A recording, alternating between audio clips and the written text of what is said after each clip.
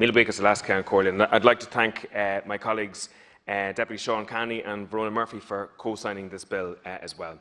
In the last year, the issue of pet theft has come into sharp focus for many families around the country.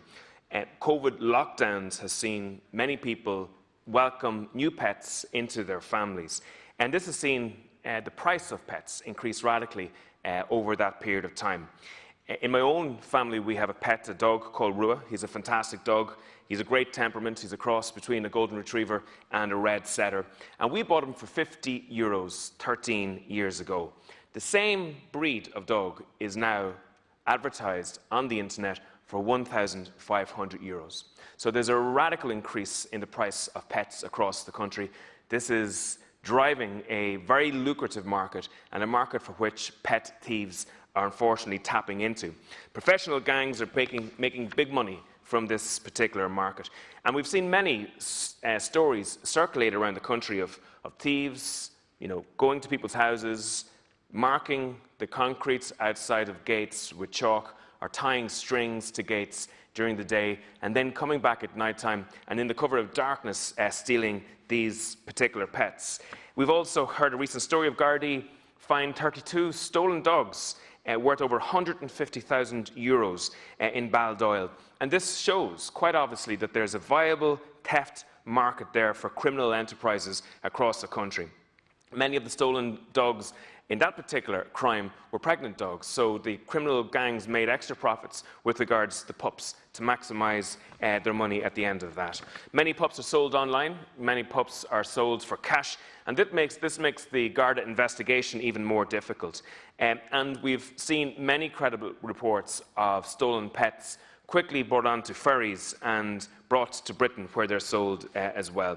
I've carried out a good bit of research over this particular criminal market over the last number of years, and it's incredible the figures that are there. So in the last 5 years, 1,000 incidents of animal theft have been reported to Gardaí across the country. And this is mainly canine, bovine, ovine and equine, seeing the highest rates. And these are only the reported thefts. Many families who had their pets stolen don't report these thefts to the Gardaí. And many families sometimes feel that their pets simply are lost or disappear as a result of travel, etc. And these obviously don't get reported into those particular figures as well. So whatever figures we have with regards to reported thefts, they are below the reality, and the reality is far higher. In 2020, we saw the number of reported thefts increase by 60% in the state. And this is despite the fact that the country was hardly out of lockdown and was highly restricted for most of last year. 196 instances of animal theft reported to Gardaí.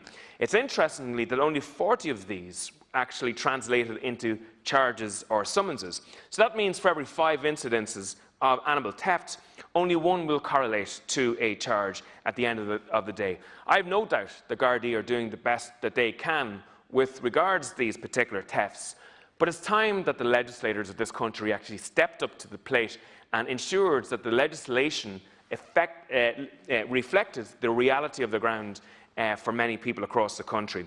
I'm glad to say that the DSPCA and the Dogs Trust, who are themselves on a daily basis working with animals who have been stolen, they support the Aintu bill here, and they believe that politicians also should get behind this bill so that this bill is enacted as soon as possible. And so for this reason, we are introducing the Criminal Justice Theft and Fraud Offences Amendment Pets Bill 2020. And the purpose of this bill, the heart of this bill, is to create a mandatory minimum sentence for theft. A theft of an animal or a theft of a pet is not the same as the theft of an inanimate object from someone's house. So you could steal a phone or a laptop or a stereo, roughly the same cost as a family pet, but the penalty should not be the same thing. For a cat or a dog can be a member of someone's family. It can be central to someone's family. And I know when you lose a family pet, you can grieve over that pet because they're so important to yourselves. So we believe that when people break the law in this area, there should be a mandatory minimum sentence of 10 months prison. And I would urge other TDs to get behind this bill and to get it through the Dáil as soon as we can. Gurb Míle Mágat, Alaska and Corlia.